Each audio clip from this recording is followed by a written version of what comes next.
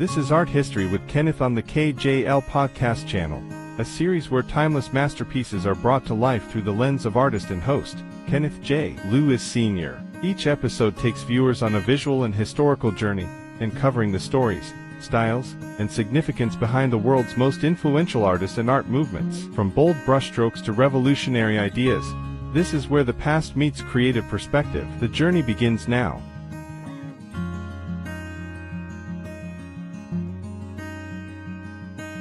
Welcome to the Art History series on the KJL Podcast Channel.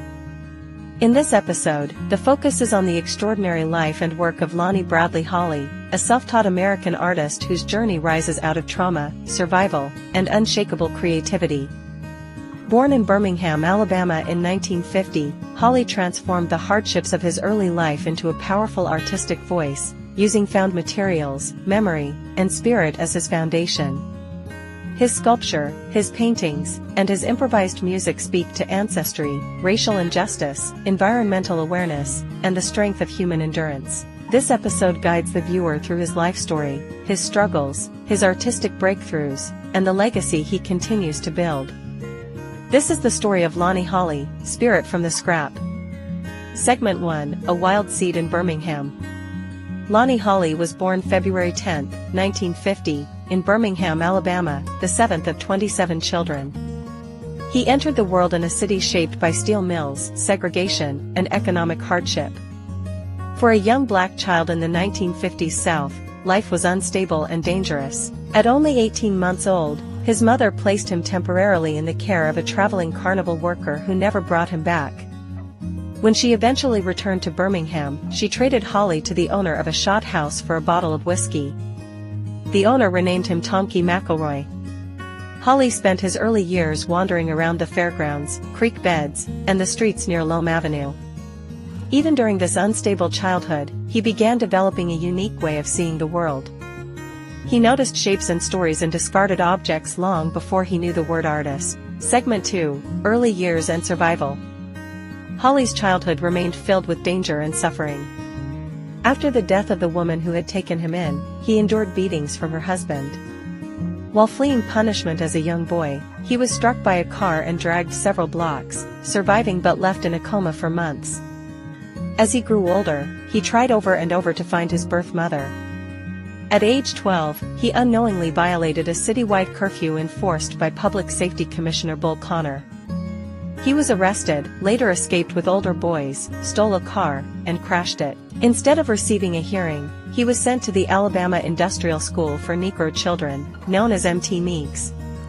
Mt. Meigs was a notorious reform school where black children were subjected to hard labor and harsh discipline. Holley harvested cotton under strict quotas and was beaten when he fell short. After another escape attempt, he was punished with months of solitary labor outdoors on a rock pile. These memories eventually appeared in artworks that recalled the trauma of those years.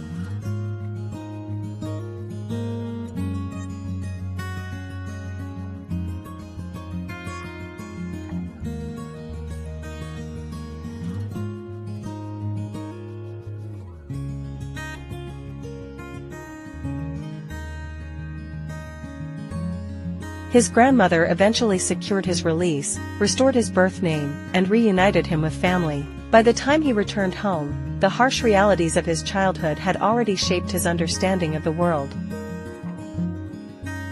Segment 3, The Turning Point. As a teenager, Holley lived in Florida with one of his brothers. He worked as a dishwasher and groundskeeper at a country club, and later as a cook at the Contemporary Resort in Walt Disney World. He joined seasonal workers to pick tomatoes for the Campbell's Soup Company but was never paid the wages he earned.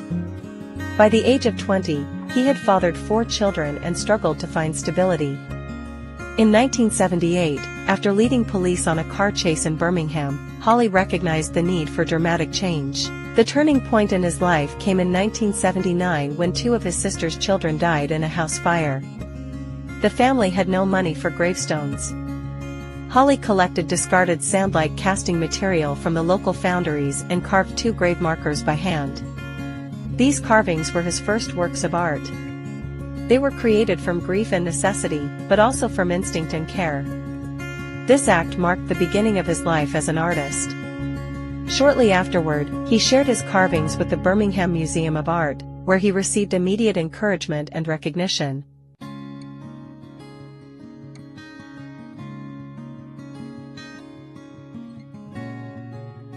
Segment 4: Art Practice and Themes. Holley's work is grounded in the belief that nothing is meaningless. He uses discarded wire, weathered wood, rusted metal, roots, stones, plastic, hoses, and remnants from foundries. His sculptures and assemblages transform these abandoned materials into layered narratives of personal struggle, history, and spiritual connection. His themes include ancestry, enslavement, segregation, environmental disaster, death, renewal, and the resilience of the human soul. A number of works directly reference his own experiences. Blood on the Rock Pile recalls his punishment at Mt. Meeks. Him and Her Hold the Root pays tribute to his grandparents and ancestral grounding. The Fifth Child Burning references the 1963 bombing of the 16th Street Baptist Church. In the early 1980s, Holley traveled to local schools to demonstrate stone carving. Students called him the Sandman, a name that followed him into his early career. Around this time, he began developing his vast art environment near his family home, describing it as 1 square acre of art. His work eventually became central to what is now known as the Birmingham Bessemer School of Art, alongside major Alabama artists such as Thornton Dial, Ronald Lockett, and Joe Minter. Segment 5: Challenge and Persistence. Holley's growing reputation caught the attention of art collector William Arnett in the mid-1980s. Arnett recognized his talent and introduced his work to museums, scholars, and curators. This relationship helped elevate Holley's art to national prominence. But in 1996, Holley's entire art environment in Birmingham was condemned as part of the airport expansion project. Initially offered a small sum for his property, he fought for fair compensation and received $165,000. Nevertheless, his life's work on that land was demolished. Holley moved to Harpsville, Alabama, where he continued building large-scale sculpture environments. Later, he relocated to Atlanta, where he rebuilt his creative space again. Despite the destruction and constant instability, Holley continued to produce work with the same passion and intensity. His creativity proved more durable than the obstacles placed in his way. Segment 6: Expansion into Sound. Holley is also a musician whose sound reflects the same improvisational, layered, and emotional style found in his visual art. Encouraged by Matt Arnett, he began recording music in the 1990s, capturing ideas and memories on cassette tapes. His music blends elements of gospel, blues, jazz, folk, electronic sound, and spoken word storytelling. It is intuitive and spiritual, shaped by the events of his life and his connection to memory and history. His debut album, Just Before Music, was released in 2012.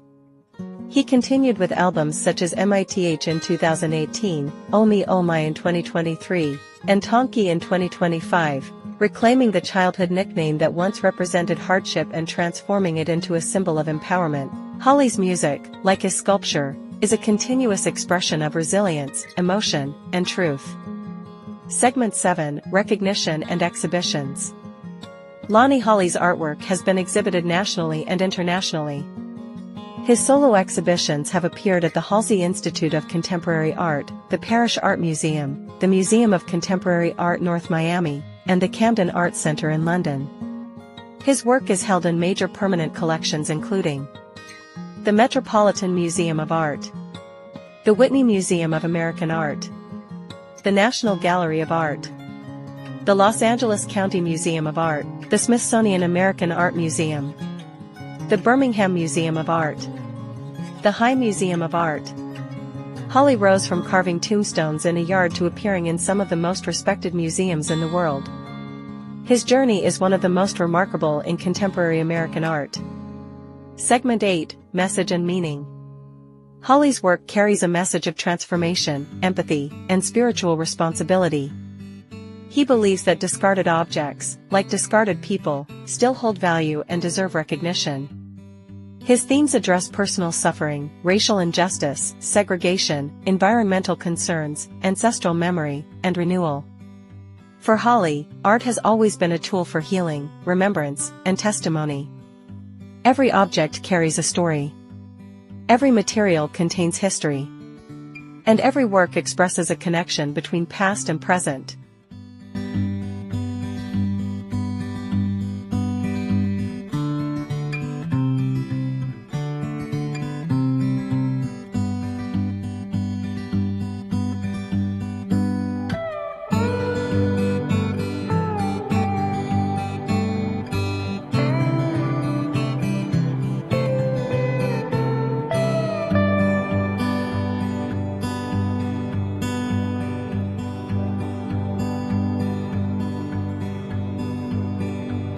Segment 9, Legacy and Influence. Holley stands at the center of the Birmingham Bessemer School of Art, influencing artists across generations. His work has redefined expectations about what self-taught artists can accomplish and has broadened the understanding of American art.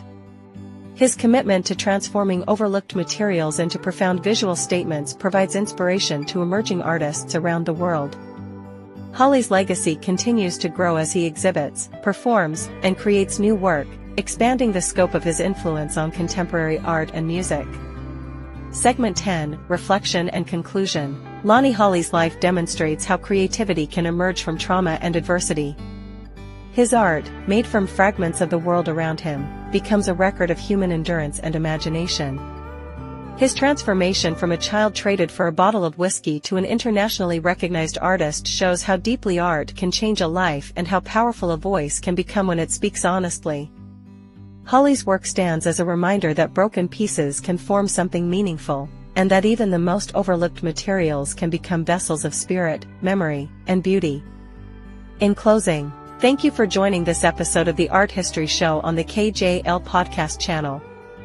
We hope this exploration into the life and art of Lonnie Holley inspires a deeper appreciation for creativity, resilience, and the stories carried in every object and every life.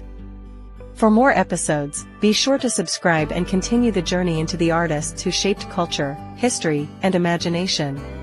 Thank you for watching Art History with Kenneth on the KJL Podcast Channel. If this episode inspired, informed, or intrigued you, be sure to like, share, and subscribe for more. Kenneth J. Lewis Sr. returns every other week with more captivating stories from the art world, exploring the legends, the techniques, and the timeless works that continue to shape our creative world. Until the next brushstroke in history, keep watching, keep wondering, and keep the art alive.